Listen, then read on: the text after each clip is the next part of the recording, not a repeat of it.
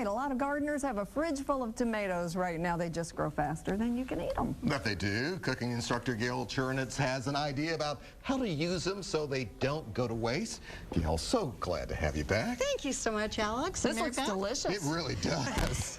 They're going to be eating a little garlic for breakfast today. I hope that's Not okay. a problem with that at all. Excellent. My 18 holes, I'm kind of hungry. Only 18? So what do we do? What are you doing? I know a lot of gardeners grow basil around here because basil is really easy to grow in the Mid-South. And they don't know what to do with basil, so I'm going to go over that first. And there's two things I want to show you today. First is what's called a compound butter. A compound butter is butter with stuff in it. So today we're actually putting good things like butter. This sounds good. Garlic. Yes. And basil. And that's it. And I have to give a shout out to Karen over at the BP station because I got all the way here and forgot butter. Okay. So she gave me butter. So thank you very much, Karen. Yes, we appreciate you saving the day. You're the woman. So I put some butter in here with some basil and garlic and just processed it. And that's all I did. And then what I do at home is I'll put little mounds on this cookie sheet and freeze it. And then after it's frozen, I'll put it in a Ziploc bag and I'll use that all winter long for sauces and for pizzas and for garlic bread. You are so smart. What don't you think of? Oh, well, it gets better. So now, yes, I'm going to show you my favorite garlic bread thing. So this is my pesto butter, and then, of course, everything tastes better with some mozzarella. And then I'm just going to take those fresh tomatoes from your garden and lay them right on top. Real simple.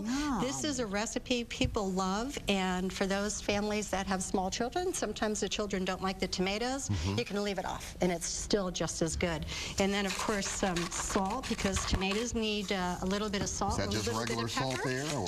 Well, that's sea salt. Sea salt. Sea salt. And then I'm going to top it with a little bit of extra virgin olive oil and then bake it, and it's going to come out like that. Bake it at? I bake this at 400 degrees for about 10-15 minutes, and then you can put it under the broiler to get it nice and toasty on top. And you can use it with whatever bread you like, a French baguette, so it's really not important. Once you put all this stuff on it, the bread is just wonderful. What's with the green? That's next. This is really cool. This is basil salt. Basil salt, yes. So what I did is I took a half a cup of kosher salt and a half a cup of basil leaves and put them in the food processor. These kind of leaves? Yep. Okay. And ground them till they were nicely ground up. I put them on a sheet pan like this, baked at 225 for about 30 to 40 minutes. You baked your salt? Baked my salt and the basil. Wow. And then after it came out and it was nicely dried, I put it back in the food processor, and to give it that really beautiful appearance.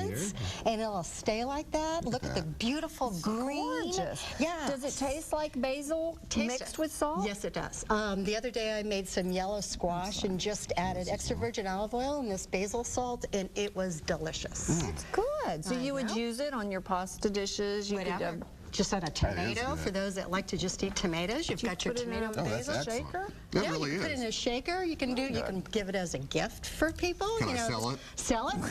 Yeah, let's go down to the farmer's market it's and just that sell good. It really is. Even better. Would you make it for him and then he'll sell it? That sounds like a plan. We can go into business, Alex. I appreciate that. Can I now have a bite?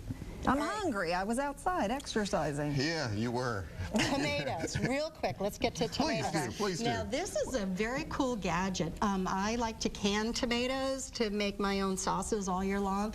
And if you don't have enough tomatoes in your garden, you can go to the farmer's market down at the Agri Center and ask for canning tomatoes, and they'll sell you a big box for $8. Out of that box, you'll get about 10 to 12 quarts of these tomatoes. And I also put my fresh basil leaves in them.